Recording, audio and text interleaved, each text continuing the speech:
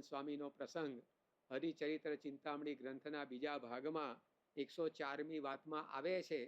એમાં લખવામાં આવ્યું છે કે મુક્તાનંદ સ્વામી પાસે એકવાર ભેંસજાળ ગામના મોતી ત્રવાડી ઉદ્ધવ ગીતાના રાગઢાળ શીખવા માટે પોતે આવ્યા અને મુક્તાનંદ સ્વામીની સાથે આ રીતે એમને સહવાસ થયો. પરંતુ મુક્તાનંદ સ્વામીનું એવું પવિત્ર વર્તન, શુદ્ધ જીવન જોઈને આ મોતી ત્રવાડીને થયું કે આ મુક્તાનંદ સ્વામી જ સ્વયં ભગવાન છે.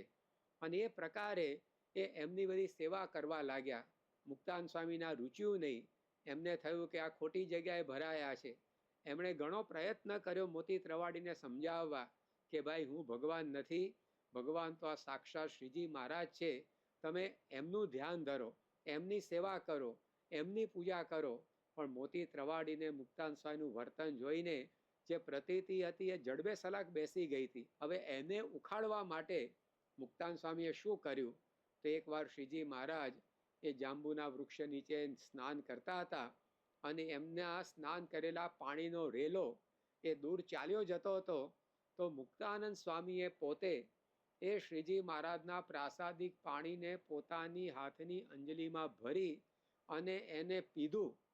અને એ જોઈને મોતી ત્રવાડીને થયું કે જેનું આવું સ્નાન કરેલું પ્રાસાદિક પાણી એ આ આચમન કરતા હોય તો જરૂર એ શ્રીજી મહારાજ એ મુક્તાનંદ સ્વામી કરતાં મોટા હોય અને ભગવાન હોય.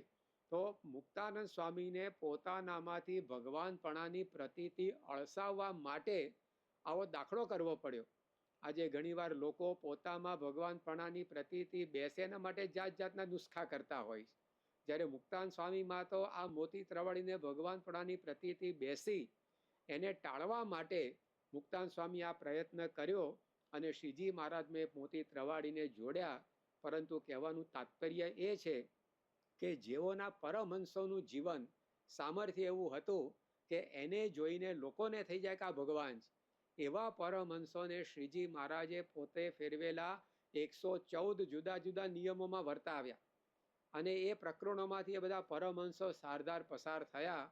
તો આપણને એની ઉપરથી ખ્યાલ આવે કે આ ભગવાન સ્વામિનારાયણ કેવા મોટા છે